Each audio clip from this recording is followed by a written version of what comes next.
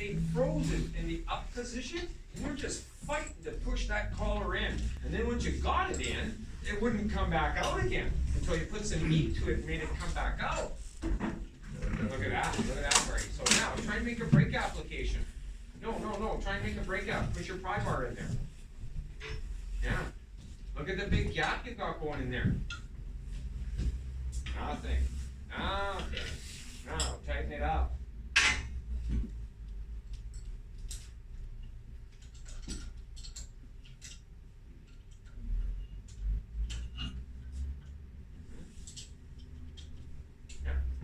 This gap is starting to close up. Pretty soon you're going to bring this wheel to a stop as I keep turning it.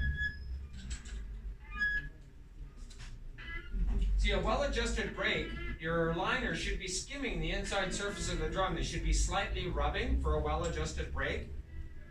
Yeah, keep going. Yeah, they're getting tight now.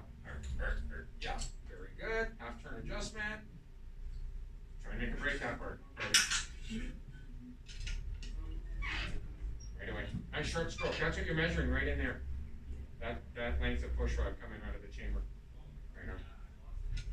And your name, sir? Elgin. Elgin? Come on up, Elgin. Yep.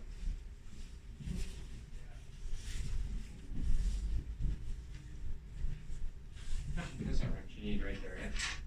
So back that off, Elgin, yeah?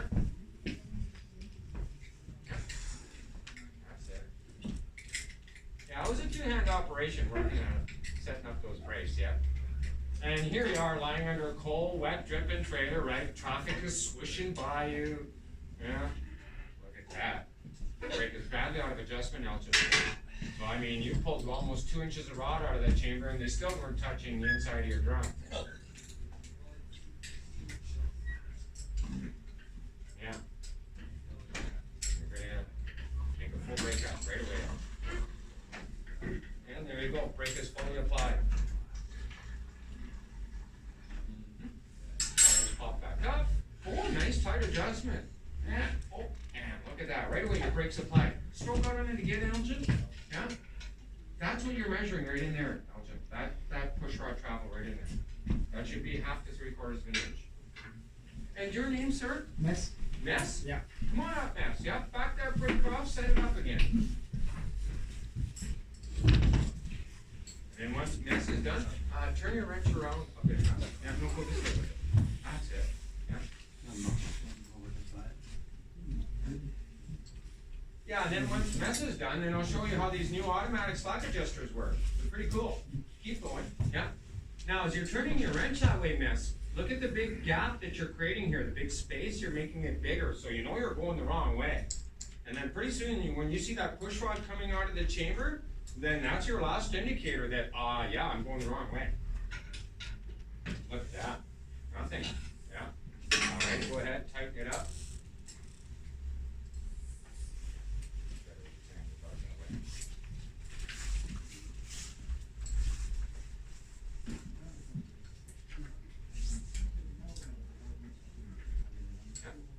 Yeah. Down near there. 2 more turns, and then you'll lock up this wheel. I hear things getting tighter.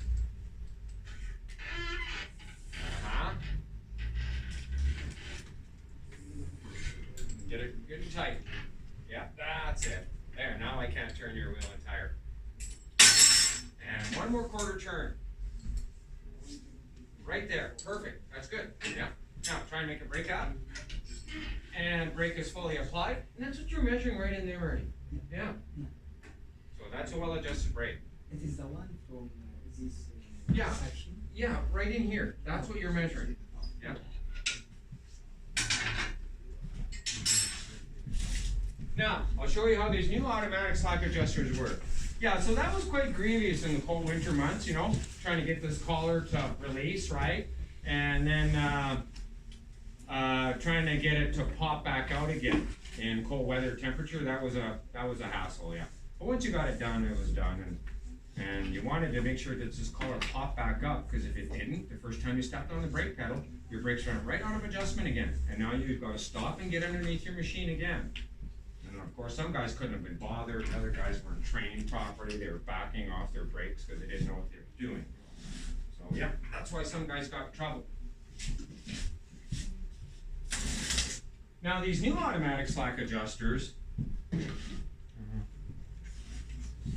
away the unit, no.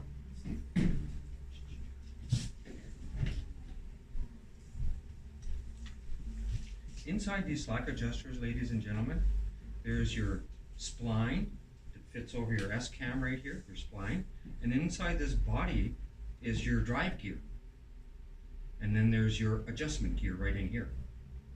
That worm gear here. Here's your ratchet and clutches right in here. Yeah. So what happens with these ones is, when these ones go out of whack, you have to set them up with a hand tool. When these ones, the new style ones, go out of whack, all you have to do is step on the brake pedal, and that bracket there indicates an excessive stroke.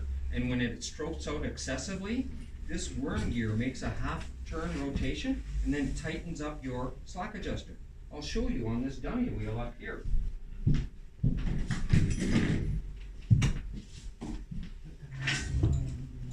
First of all, I'm going to make sure that that brake is out of adjustment, because it's probably within adjustment right now. So I'm actually going to put some air in this chamber, because it's a spring brake chamber. Now I have to release the spring before I can do anything. There is a red part control valve back here. I'm just going to push it in, and then you're going to see the push rod go into the chamber, because I'm releasing the spring brake in this chamber. I'm compressing that big spring.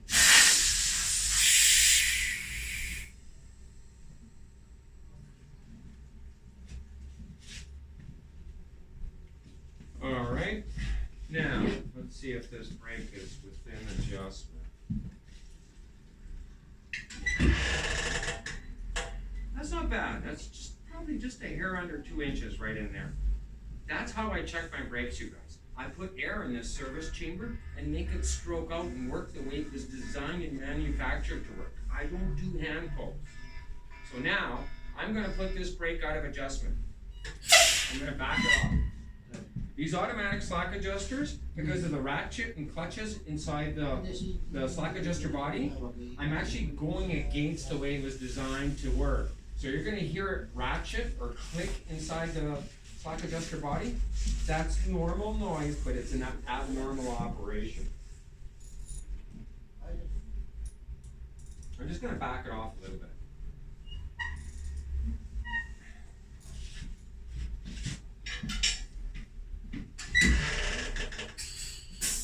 That's a little bit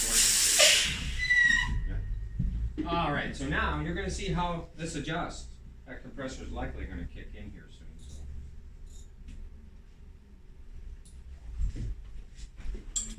See these automatic slack adjusters, you guys?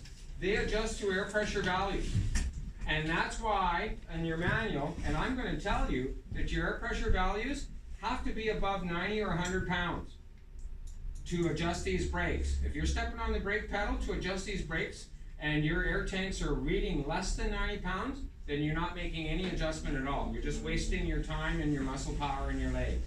Your tanks have got to be over 100 pounds of air to make these new automatic slack adjusters adjust themselves.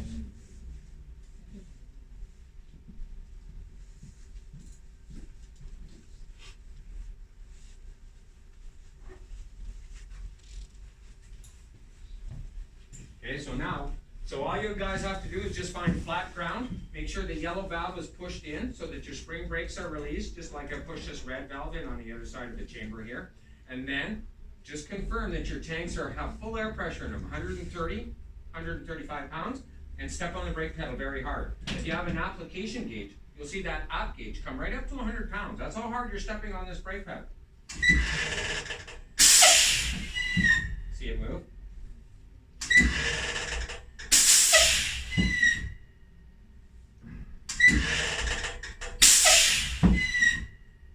Just keep doing that. Now, once your air tank gauges get down below 90 pounds, then stop stepping on the brake pedal. Rev up your engine and get your gauges back up to full air pressure again. Because once your air gauges go below 90 pounds, then it's not adjusting. It has to be at air pressure values higher than 90 or 100 pounds for these things to adjust. And the reason the engineers set those pressure values so high is because they know you drivers are not stepping on the brake pedal that hard for a red light or a stop sign. And if you are, you're in trouble. Yeah, because all you're doing to stop your machine at a normal stop at a red light or stop sign is maybe 15 pounds of air. That's it. With well-adjusted brakes. If I'm stepping on the brake pedal and I see my half gauge comes up to 30 or 40 pounds, I must have been distracted, not paying attention to my drive, or my brakes are getting right out of adjustment. Because normally I don't step on the brake pedal that hard. So now I'm just going to keep tightening this up until that basically it doesn't move anymore. And then I'll check my push rod travel. Pretty soon, you're going to see as it moves, it keeps the movement of your wrench keeps getting shorter and shorter and shorter.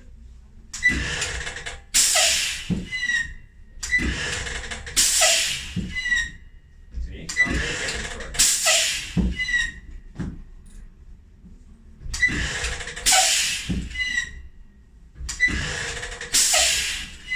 There we go. So now,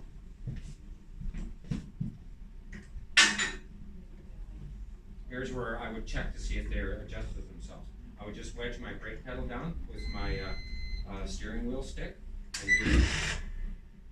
and then I would get out and shine my flashlight on my push rod to see how much rod came out of the chamber. Right now I can tell you that's less than 2-inch stroke, just under 2 inches. So I know that brake chamber is set up. And then I just move over to the next one in the same axle and check it out too. Right? Notice your S-cam rotation. So as you got your wrench on here, or on there, there's 2 indicators to let you guys know you're going the right way with your hand wrench. Is the push rod going in or coming out? It better be going in as you start turning it. Your S-cam rotation. As it strokes out, does your S-cam rotate that way or does it rotate the opposite way as you've got your hand tool on? And then the last thing is, if your dust cover is missing off the inside of your brake end assembly, you can see your pads either contact or recess away from the inner side of the drum. So there's actually 3 indicators to let you guys know you're going the right way. Yeah.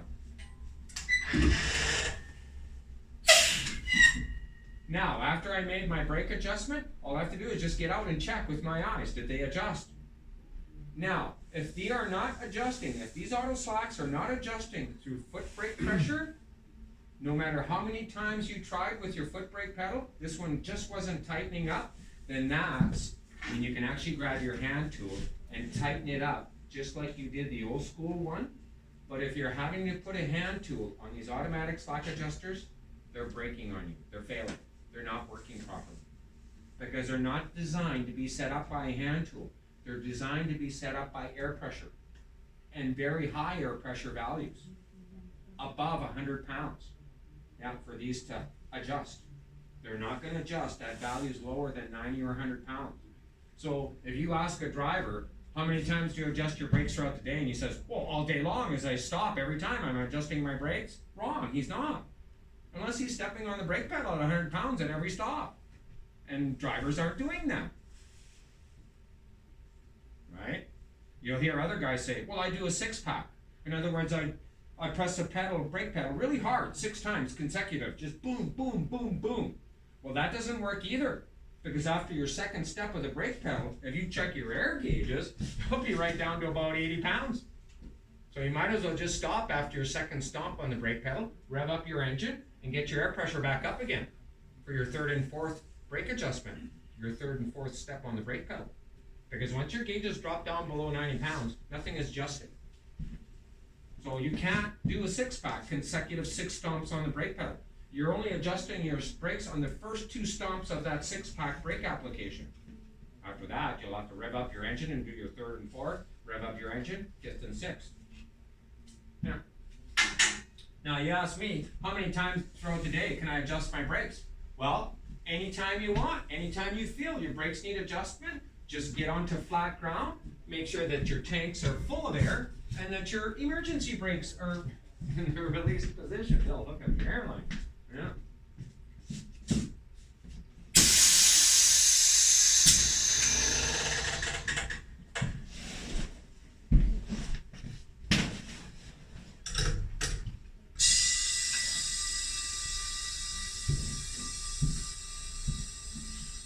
See what happens when I disconnected the airline and pulled out the red valve and disconnected the airline? Your spring opened up, push rod stroked up. So that brake is fully applied right now. Emergency brake is on. Yeah. See these brackets right here, right? Well, this bracket is bolted onto the chamber bracket. So, and if you look here, there's another bracket that's attached to the face of the body of your slack adjuster. So as this keeps stroking out excessively, this bracket reads that excessive stroke, and then everything tightens up. Once it strokes out past this 90-degree fulcrum, then your rotation, that worm gear inside there, will make half a turn, and then it should tighten right up again. And if it's not tightening up to air pressure values, then to get it within running clearance, you can actually put a hand tool on it. Just tighten it up, bring it back half a turn. But if you're actually putting a hand tool on an automatic slack adjuster, I would write that down in your DVIR, that this slack adjuster on a certain axle, certain wheel is failing, and get it changed out at your first available opportunity. Just tell the mechanic, yeah, that slack adjuster is foolish. Put a new one on it, please. And you'll put one on. It takes them about half an hour to put one on. Just gotta do that, and take the one off, new one's back on.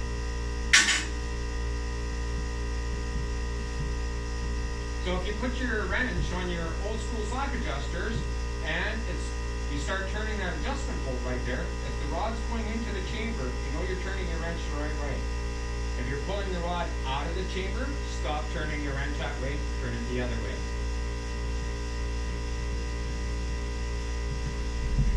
We're going to watch a video here right away. This is setting up the old school ones, the manual slacks.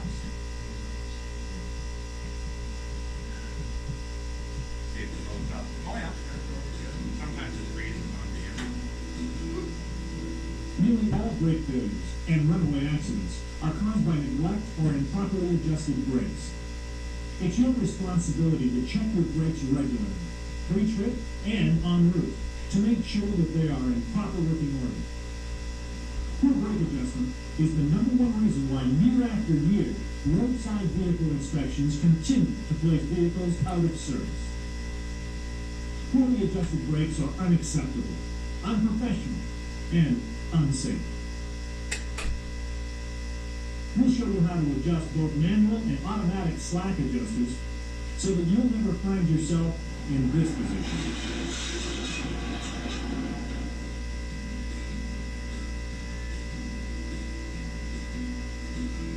Any en-route inspection should include all wheels and brakes. Always ensure your drums are not hot before beginning a brake inspection. For manual brake adjustment, remember to secure the vehicle from rolling or moving. Then, release the spring brakes. Build up air pressure to maximum. Then, turn the engine off. Now, look for excessive free play or slack in the manual slack adjuster. If you can pull 1 inch or more, a manual adjustment is required. Clean the adjusting hex and locking collar area with a clean rag. Disengage the locking collar or locking sleeve, plug it in. You can use a wrench or socket, positioning it over the adjusting hex and locking collar. Once the collar is disengaged, turn the wrench while watching the cam end. It should move slightly in the same direction it would if the brakes were being applied. You can also observe the brake shoe movement, if possible. Continue adjusting until solid resistance is met. Then, back off 1/3 turn, and recheck for free play. A ½ inch is ideal. Here's a mistake some drivers make. Some adjusters adjust to the right, and others to the left. Here, the driver is adjusting in the wrong direction. Notice that the cam turns backwards. If continued to turn the wrong way, the push rod will be pulled out of the chamber. That's the final tip. You're backing off the brakes. There's only one way to adjust brakes, the correct way. When you're finished, always make sure the locking sleeve or collar is back in the original lock position. If you're not able to make a correct adjustment, it may signal faulty brake parts. Don't take chances. Call your company or the nearest service center. Brake adjustment is a matter of inches. It can take you within an inch of your life. So as you can see, that video is a bit dated, eh? See the old brick phone the guy had there? Yeah. I know, I kept one of those just for posterity's sake. I might put it on Kijiji 20 years from now and get $100 for it or something. I don't know. You know how things are. Yeah. Old things gain value over time. What I do is my clicker there goes, doggone it, I have to weld this thing to my belt. I was leaving it behind somewhere. But here's a cutaway view of your typical automatic slack adjusters, right? There's your drive gear in here, there's your adjustment gear in here, and then there's your clutches, and then your ratchet in there. So as this rod, like this one here, this is the same kind of slack adjuster you see up on the slide there, yeah? So when this rod strokes out excessively, this lever here senses that excessive stroke, and then when you step on the brake pedal to make an adjustment, it tightens up. Now, the only problem about these ones with the lever is if you pump too much grease into it, it makes this boot pop out of there, and then dirt starts going in there, and then it starts failing. It's not working anymore. So guys who are greasing these slack adjusters, because they do have a grease cert on them, they sometimes pump too much grease into them, and they start making these things defective. When I grease my brakes, I just pump 2 shots into that slack adjuster, and I move over to the next one. Typically, you've got 3 grease nipples on a brake end assembly. You have one for your slack adjuster, and then 2 bushings on your S-cam that need to be greased. And I just do 2 squirts, just boom, boom, boom, boom, boom, boom, and then I move over to the next brake on the same axle. I don't sit there pump, pump, pump until I see grease oozing out of the seals, right? Yeah, I don't need to do that. It just needs a little bit of grease. And that's another thing I'm checking when I'm eyeballing, viewing my slack adjusters. Is someone pumping grease into them? Or are they nice and clean and dry? Because if I see a nice clean dry brake or a slack adjuster with no grease kind of caked around it, that's a big red flag to me. That means they're not being lubricated, and they're not going to start working for you when they need them to, because these need to be lubricated. So I like to see grease around the slack adjuster, letting me know that someone's actually maintaining them. Your gravel haulers, when they're not working on Saturday, they grease their trucks every Saturday. That's what they do if they're not hauling gravel. They'll just, wherever their shop or their truck is, they'll lift up the box, and then they'll just start greasing the trailer and the truck, and then they're done. Then they'll wash it, shine their chrome. By that Saturday afternoon, they're parked and gone back home, and the truck is ready for a Monday morning haul. Because when the more extreme conditions you drive a tractor, the harder it works in extreme conditions, the more you need to lubricate it. Automatic slack adjusters, your push rod stroke is generally longer than an old school one. Yeah. Old school one, on a service brake application, you're only allowed 1.5 inches travel, a push rod coming out of the chamber. The new ones, you're allowed maximum 2 inches. So a little bit longer stroke, and you can still be legal. And when service technicians install these new slack adjusters, they're well schooled. They have all the technical manuals right there in front of them on their laptop to show how to properly install these. And if you want to watch, just jump on YouTube. Go to Halidex or Bendix's website, and you'll be able to watch like 10 or 20 videos on just braking systems alone, how they manufacture these, how to install them and set them up. And you can just sit there all afternoon, oh yeah, that's what that Cougar does, eh? Well, I can do that too. Yeah. Okay. But yeah, I mean, YouTube is just a wealth of information. Anything you want to know about big trucks, jump on YouTube and you'll find the answer. Yeah. Here's some examples of automatic slack adjusters and manufacturers. Arvin Meritor, they're a big component manufacturer out there. Bendix, they have a big website and they build more than just braking components too. Cruson Industries, look at that one. It's got a plastic triangle on it, just like this one here. And on the slack adjuster body, they stuck a decal on it with a green zone and a red zone. So if the slack adjuster strokes out and the indicator's pointing in the red zone like that, that means that brake is out of adjustment. And all you have to do is just step on the brake pedal a couple times and get it to tighten up so that when it strokes out, the indicator's still in the green zone. See how easy they're making things for drivers nowadays? Back in my day, yeah, wasn't that easy. You actually had to be taught by senior drivers the right thing to do, or you were going to start screwing up. Paladex are another big manufacturer out there. Look how short that little S-cam is. Because it's mounted so close to your brake end assembly. So it's only one grease nipple tube here on this brake end assembly. Yeah. Don't forget that S-cam needs grease for it to rotate, right? If you're not pumping grease in it, it's gonna seize up on you. And Gunite, they're another big manufacturer out there. Look at how they're making a guard now on these brackets that they weld to your axle.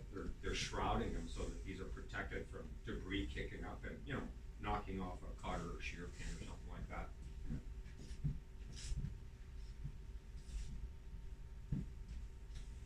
Hey, remember I just told you that? They do, so if some driver tells you, I'm adjusting my brakes all day long at every red light or stop sign, no, you're not, buddy. You'd like to think you are, but you're not. Yeah. Yeah.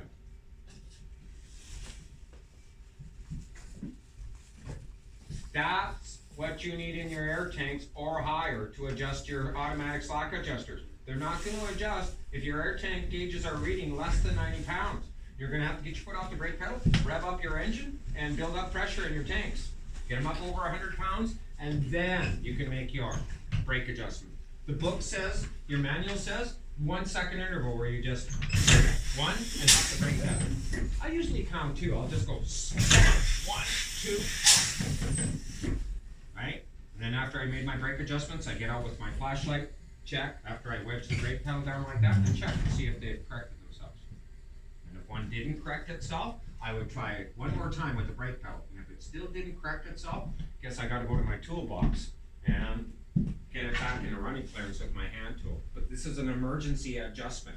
You shouldn't have to be putting a hand tool on an automatic slack adjuster, because if you are, it's failing you. And you'll need to get it changed out and put a new one on right away, or at your first available opportunity. This next video you're going to see is about automatic slack adjusters. The unfortunate thing about this is the government didn't amend this video. They should have showed the driver stepping on the brake pedal, and they didn't. They